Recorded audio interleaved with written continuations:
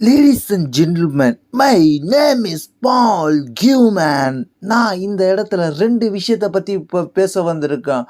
ஒன்று விஷனரி செத் ரோலன்ஸை பற்றியும், அது மட்டும் இல்லாமல் Roman rings tribal chief return வந்திருக்காரு, அதை பற்றி நான் இங்கே பேச வந்திருக்கிறேன்.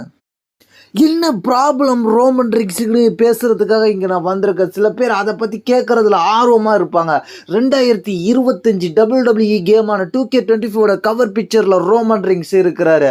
அது மட்டும் இல்லாமல் என்னோட நண்பரான best in the world CM bunk இருக்கிறாரு. இருந்தாலும் அவரு நாள் இன்னைக்கு கிடையாது, நல்லா தெரிஞ்சுக்கிங்க.